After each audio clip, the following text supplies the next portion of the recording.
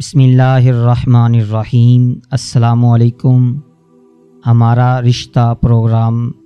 سے آپ کا میزبان محمد راشد نواز آپ کی خدمت میں حاضر ہے۔ آج ہمارے ساتھ ہمارے مہمان خصوصی ایک عظیم مذہبی اسکالر علامہ محمد ارسلان شاہد صاحب تشریف فرما ہیں۔ آج سب سے پہلے ہم ان سے آپ کی ناظرین کی ملاقات کرواتے ہیں۔ جی السلام علیکم ورحمۃ اللہ۔ وعلیکم السلام ورحمۃ اللہ وبرکاتہ۔ جی قبلہ، آپ کا کیا حال ہے؟ جی الحمدللہ میں بالکل ٹھیک ہوں، آپ خیریت سے ہیں؟ شکر الحمدللہ۔ سب سے پہلے آپ کا بہت بہت شکریہ، آپ ہمارے پروگرام میں تشریف لائے۔ آج ہم جس ٹاپک پہ گفتگو کریں گے وہ ہے میاں بیوی کا رشتہ کیا ہے۔ تو اس بارے میں ہم علامہ صاحب سے رہنمائی حاصل کریں گے۔ جی قبلہ، آپ سے ہمارا پہلا سوال ہے کہ میاں بیوی کا رشتہ کیا ہے، اس بارے میں۔ اعوذ باللہ من الشیطان الرجیم، بسم اللہ الرحمن الرحیم۔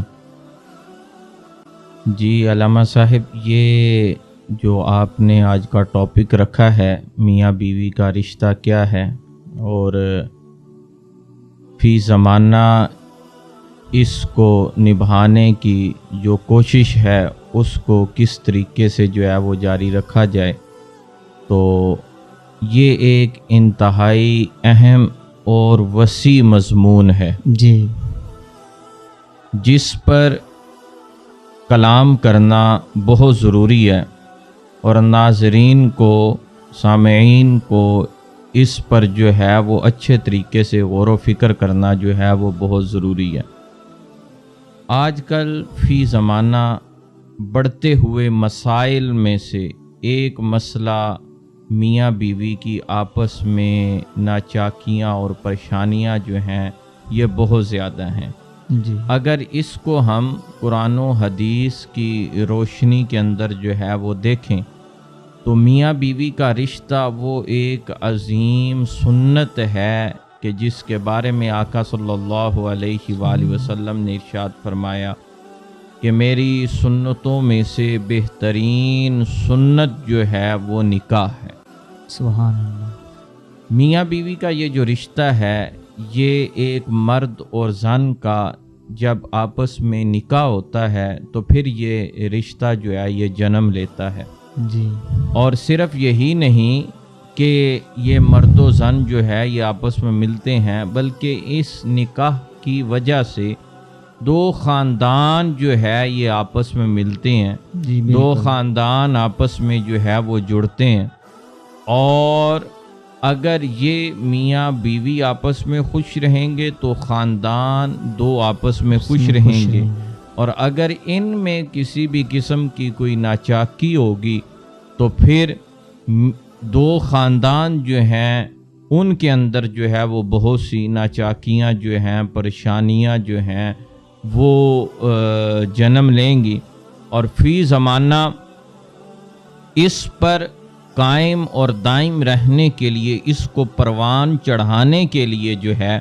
وہ ہمیں ہر دور میں، ہر معاملے میں یقیناً قرآن و سنت، آقا صلی اللہ علیہ وآلہ وسلم کی اسوہ حسنہ پر عمل کرنا ہمارے لیے ضروری ہے اور ہمارے لیے مشعل راہ ہے۔ اور بالخصوص یہ جو رشتہ ہے میاں بیوی کا، اس کے اندر بھی آقا صلی اللہ علیہ وآلہ وسلم کا اسوہ، آقا صلی اللہ علیہ وآلہ وسلم کی سیرت طیبہ اور قرآن و سنت کی انتہائی اہم ضرورت ہے۔ بے شک۔ یہ میاں بیوی کا رشتہ جو ہے یہ آپس میں اچھے طریقے کے ساتھ کیسے چل سکتا ہے؟ دیکھیں، اس کے اندر بہت سے معاملات ایسے ہیں کہ جس طریقہ کے ساتھ ایک جملہ ہر زبان زد عام ہے کہ میاں اور بیوی جو ہیں یہ دونوں ہم سفر ہیں اور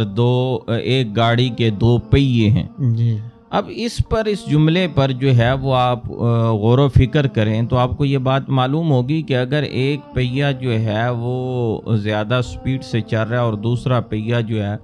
وہ اس طریقے کی سپیڈ نہیں پکڑ رہا تو پھر معاملات خراب ہوں گے، پھر وہ گاڑی نہیں چل سکے گی. یا ایک پہیہ جو ہے وہ صحیح ہے اور دوسرا پہیہ کسی وجہ سے خراب ہے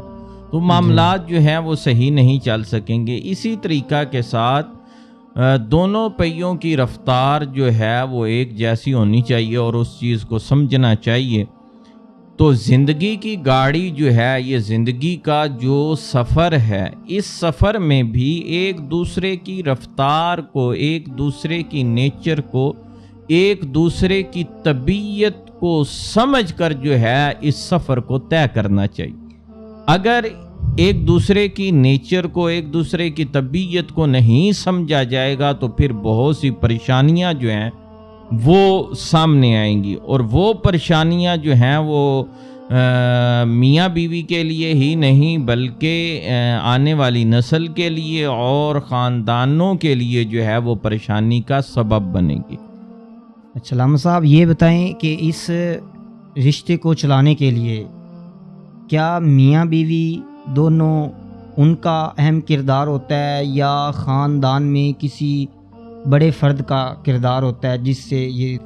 دونوں رشتے اچھے طریقے سے چل سکتے ہیں؟ دیکھیں، اولاً تو میاں بیوی جو ہیں ان کا جو کردار ہے، ان کے جو آپس کے معاملات ہیں،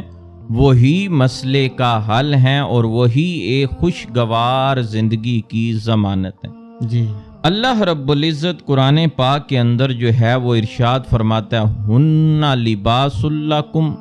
وانتم لباس لہن. اللہ رب العزت ارشاد فرماتا ہے کہ مرد کا لباس عورت ہے اور عورت کا لباس مرد ہے. مطلب کیا؟ مطلب یہ کہ ایک دوسرے کی باتوں کو سمجھنا چاہیے، ایک دوسرے کی باتیں اپنے تک محدود رکھنی چاہیے، اور اگر کسی بھی قسم کا کوئی مسئلہ درپیش آ گیا زندگی کے اندر جی، تو اس کو احسن طریقے کے ساتھ جو ہے وہ خود ہی سالو کرنا چاہیے. کیونکہ وہ ایک ان کا اپنا معاملہ ہے، جی جی، اور اگر اسی معاملے کو جو ہے وہ غیروں کو بتایا جائے گا، اب غیر سے مراد وہ غیر نہیں کہ جو نہ جاننے والے ہوں، یہاں پر غیر سے مراد وہ ہے کہ ان دو افراد کے علاوہ کوئی فیملی کے تیسرے افراد کو اگر کوئی بتایا جائے گا تو ظاہری سی بات ہے، عمومی طور پر دیکھا یہ گیا ہے کہ لوگ معاملہ سلجھانے کی بجائے معاملہ کو بگاڑنے کی کوشش کرتے ہیں، اور بہت سے معاملات کے اندر جو ہے وہ لوگ جو ہے وہ بجائے معاملہ کو سلجھانے کے، معاملہ کو جو ہے سلجھانے کے جو ہے اس معاملہ کو جو ہے وہ اپنے انداز سے لے کر اپنی انٹرٹینمنٹ کا جو ہے وہ سامان بناتے ہیں. تو اس لحاظ سے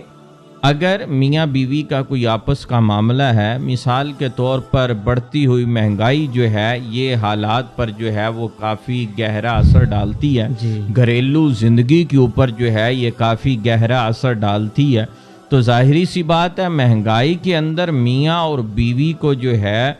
وہ آپس میں اس انداز سے چلنا چاہیے کہ ان معاملات کی وجہ سے ان میں کسی بھی قسم کی کوئی پریشانی پیدا نہ ہو، ان میں نہ اتفاقی پیدا نہ ہو، ان میں نہ چاکی جو ہے وہ نہ پیدا ہو. جی، ہمارے ہاں ہوتا کیا ہے کہ اگر فار ایگزامپل کہ خاوند جو ہے وہ کسی وجہ سے اسے معاملات کے اندر لاس ہو رہا ہے یا اس کی پے جو ہے وہ کم ہے یا اسے اس طریقے سے مالی معاملات کے اندر جو ہے وہ پریشانی ہے، تو گھر میں رہنے والی بیوی جو ہے وہ اس پر جو ہے وہ صبر نہیں کر پائے. احادیث کی روشنی کے اندر جو ہے بہترین عورت اسے کہا گیا ہے کہ جو خاوند کے مالی معاملات کے اوپر صبر کرے، جی، جو خاوند کے دیے ہوئے اخراجات کو احسن طریقے کے ساتھ پورا کرے اور ایک خاوند کے لیے راحت کا باعث بنے. اور ہمارے ہاں زیادہ تر مسائل جو ہیں وہ اسی طریقہ کے ساتھ جو ہے وہ جنم لے رہے ہیں. اب دیکھیں اگر کسی وجہ سے خاوند کے معاملات جو ہیں وہ اس انداز سے چل رہے ہیں کہ گھر کے اندر کچھ فاقہ بھی ہے، کچھ مفلسی بھی ہے، کچھ مالی معاملات کی پریشانی بھی ہے، اور اگر عورت اس کو احسن طریقے کے ساتھ چلائے، گھر کا نظام چلائے، گھر کا ڈسپلن چلائے، تو یقیناً وہ مرد کے جو باہر سے پریشان آئے گا، جب وہ گھر میں آئے گا اپنی زوجہ کو دیکھے گا، اپنے بچوں کو دیکھے گا اور ان کو خوش حالت میں دیکھے گا، تو یقیناً جو ہے وہ گھر جو ہے کہ جس کے اندر جو ہے معاملات کی وجہ سے خزاں تھی، وہ چہرے کے اوپر مسکراہٹ جو ہے وہ اس موسم خزاں والے موسم میں بہار کا سما پیدا کر دے گا۔ کیا بات ہے۔ اور پھر آقا صلی اللہ علیہ وآلہ وسلم کا فرمان بھی یہی ہے کہ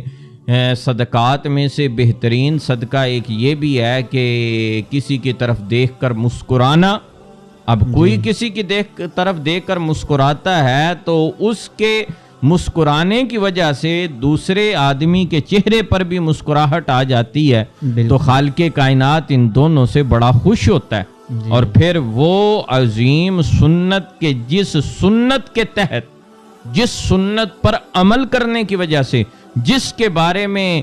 امام الانبیاء سید الانبیاء صلی اللہ علیہ وآلہ وسلم جانے کائنات نے ارشاد فرمایا کہ نکاح جو ہے میری سنتوں میں سے بہترین سنت ہے، جب اس پر عمل کیا جاتا ہے اور اس کو آگے چلانے کے لیے، اس کو آگے نبھانے کے لیے جو ہے اس انداز سے اپنی زندگی گزاری جاتی ہے، تو یقین مانے کہ وہ زندگی جو ہے وہ پھر جنت کا سا سما پیدا کرتی ہے، وہ بہار کا سا سما پیدا کرتی ہے۔ یہ خزاں کے موسم میں بہار کی آپ نے ماشاءاللہ بہت خوبصورت بات کی ہے، تو وہ گھر کا جو ماحول ہے جی، وہ خزاں کے موسم میں بہار کیسے بن سکتا ہے؟ اس کی کیا وجوہات ہیں جن کے ذریعے گھر کا ماحول ہے وہ خزاں سے بہار بن جائے؟ دیکھیں علامہ صاحب، بہار جب آتی ہے نا تو وہ اپنے ساتھ جو ہے وہ تر و تازگی بھی لے کے آتی ہے، موسم میں مٹھاس بھی پیدا کرتی ہے، باغات کے اندر جو ہے وہ گل جو ہے وہ کھلتے ہیں اور ان کی خوشبو سے جو ہے وہ آدمی جو ہے وہ مہک جاتا ہے، اور پرندے جو ہیں وہ ان درختوں کے، ان باغات کا اس سے لطف اندوز ہوتے ہیں۔ تو بالکل اسی طریقہ کے ساتھ جو ہے وہ زندگی، جو گھریلو زندگی ہے جس کا تعلق میاں اور بیوی سے ہے، اس زندگی کے اندر جو ہے اگر انسان اپنے رویے، اپنے طریقہ کار، اپنا چال چلن، اپنا ڈسپلن، اپنے معاملات اس انداز سے نبھائے، اس انداز سے چلائے کہ وہ جب خاوند کسی حالت، کسی معاملے کی وجہ سے پریشان ہو تو زوجہ جو ہے اس کا احسن طریقے کے ساتھ جو ہے وہ ساتھ دے۔ یہاں پر امام الانبیاء سید الانبیاء صلی اللہ علیہ وآلہ وسلم جب آپ پر پہلی وحی نازل ہوئی اور آپ کی حالت ایسی تھی کہ آقا صلی اللہ علیہ وآلہ وسلم غار حرا میں تشریف فرما تھے، اور آقا صلی اللہ علیہ وآلہ وسلم پر سورہ علق کی پہلی 5 آیات جو ہیں وہ نازل ہوئیں، اور بتقاضۂ بشریت جو ہے وہ آپ کی حالت جو ہے وہ پہلے سے کچھ اور ہو گئی۔ تو آپ اس انداز سے جو ہے وہ اپنے گھر میں تشریف لائے اور اپنی زوجہ حضرت خدیجۃ الکبریٰ رضی اللہ تعالی عنہا سے سارا معاملہ جو ہے وہ آپ نے بیان کیا۔ تو حضرت خدیجۃ الکبریٰ رضی اللہ تعالی عنہا نے حضور اکرم صلی اللہ علیہ وآلہ وسلم کو جو ہے وہ تسلی دی، اور اس انداز سے کہ اللہ رب العزت ہم کو اکیلا چھوڑنے والا نہیں ہے، اگر ایسا ہوا ہے تو یہ رب کی حکمتوں میں سے ایک بہترین حکمت ہے۔ تو حضور اکرم صلی اللہ علیہ وآلہ وسلم کا وہ جو ساتھ تھا آپ کی زوجہ حضرت خدیجۃ الکبریٰ رضی اللہ تعالی عنہا کا، یقیناً اس کو وہ آپ کے لیے کار آمد ثابت ہوا۔ بے شک۔ اور یہی ضابطہ، یہی معیار ہمیں بھی اپنی زندگیوں میں اپنانا چاہیے کہ اگر خاوند جو ہے کسی معاملہ کی وجہ سے پریشان ہے تو زوجہ کو جو ہے وہ اس کے ساتھ احسن طریقے کے ساتھ جو ہے وہ اپنے معاملات کو نبھانا چاہیے، اپنے خانہ داری کو جو ہے وہ سلجھانا چاہیے۔ اور اگر عورت جو ہے وہ کبھی کبھار گھر میں کچھ کام زیادہ ہوتے ہیں، کچھ معاملات زیادہ کرنے پڑتے ہیں، مثال کے طور پہ گھر میں مہمان آنے والے ہیں، دیگر کوئی معاملات ہیں، تو خاوند کو چاہیے کہ وہ جو ہے وہ اپنی زوجہ کا جو ہے اس کے اندر ہاتھ بٹائے، اور جب اس زوجہ کا جو ہے وہ ہاتھ بٹائے گا تو یقیناً وہ آپس میں محبت، پیار، اتفاق کی جو ہے وہ فضا پروان چڑھے گی، اور وہی موسم جو ہے کہ جن پر کبھی تو مالی معاملات کی تنگی کا سما ہے اور وہ خزاں کا سا سما پیدا کرتا ہے، اور کبھی اس کے اوپر جو ہے وہ اخراجات کی جو ہے وہ بارش جو ہے مصیبت بن کر ٹوٹ رہی ہے، تو جب ان میاں اور بیوی جو ہے اس انداز سے اپنی زندگی کو لے کر چلیں گے تو یقیناً وہ گھر جو ہے وہ جنت بھی بنے گا، اور یہ جو میاں بیوی کا رشتہ ہے، یہ جو سفر ہے، یہ بھی آسانی کے ساتھ جو ہے اپنی منزل کی طرف رواں اور دواں ہوگا۔ ماشاءاللہ بہت اچھی گفتگو کی ہے آپ نے، میاں بیوی کا رشتہ، خزاں کے موسم میں باہر بننا، اور نبی پاک صلی اللہ تعالیٰ علیہ وسلم کی جو ازواج مطہرات تھیں ان کی وہ تو عظیم ہستیاں تھیں جی، ایک صبر کا انہوں نے ہمیں درس بھی دیا۔ جی، حضور علیہ السلام کی سیرت سے بھی ہمیں صبر کا درس ملتا ہے۔ جی، ہمارے معاشرے کے اندر جی، اس دور کے اندر جی، اگر گھر کے معاملات کو اچھے انداز سے چلانا پڑے جی، تو اس میں اہم کردار میاں کا ہوتا ہے یا بیوی کا ہوتا ہے؟ دیکھیں بہت سے معاملات ہیں کہ جن میں اہم کردار جو ہے وہ خاوند کا ہے، اور بہت سے ایسے معاملات ہیں کہ جن میں اہم کردار جو ہے وہ بیوی کا ہے، اور بہت سے ایسے معاملات ہیں کہ جن کے اندر کردار جو ہے وہ دونوں کا ہے۔ اللہ رب العزت نے مرد کو جو ہے وہ حاکم بنایا۔ جی، آقا صلی اللہ علیہ وآلہ وسلم کی بارگاہ کے اندر جو ہے ایک مرتبہ ایک صحابی رسول آئے اور آ کر عرض کی کہ یا رسول اللہ، یا حبیب اللہ، میرے اوپر سب سے زیادہ حق کس کا ہے، میری ماں کا ہے یا میرے باپ کا ہے؟ تو آپ نے فرمایا تیری ماں کا ہے۔ پھر آپ نے دوسری مرتبہ بھی یہی فرمایا، تیسری مرتبہ پھر آپ نے جو ہے اپنے باپ کا ذکر جو ہے وہ کیا کہ تجھ پر تیرے باپ کا حق ہے۔ اسی طریقہ کے ساتھ اس نے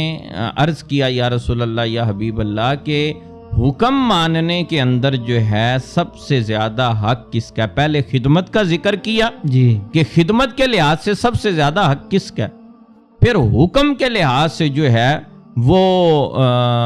عرض کیا گیا تو آقا صلی اللہ علیہ وسلم نے ارشاد فرمایا کہ تجھ پر حکم کے لحاظ سے تیرے باپ کا حق ہے۔ دوسری مرتبہ پھر عرض کیا گیا، آقا صلی اللہ علیہ وسلم نے ارشاد فرمایا کہ تیرے باپ کا ہے۔ تیسری مرتبہ پھر فرمایا گیا کہ تیری ماں کا ہے۔ تو یہاں پر فطرتاً بھی مرد جو ہے وہ حاکم پسند ہے، حاکمیت پسند کرتا ہے۔ تو اگر عورت جو ہے وہ اپنے معاملات کے اندر اپنے خاوند کو حاکم تصور کرے تو یقیناً جو ہے وہ گھر کا ماحول احسن طریقے کے ساتھ جو ہے وہ چل سکتا ہے۔ جی ماشاءاللہ، آپ نے بہت اچھی گفتگو کی، آپ نے ہمیں ٹائم دیا، آپ کا بہت بہت شکریہ۔ آج ہم ناظرین سے گزارش کرتے ہیں کہ ہمارا آج کا ٹاپک تھا میاں بیوی کا رشتہ کیا ہے، جس کو بہت ہی آسان انداز میں علامہ محمد ارسلان شاہ صاحب نے بیان کیا۔ اسی کے ساتھ ہم آپ سے اجازت چاہیں گے۔ اللہ نگہبان۔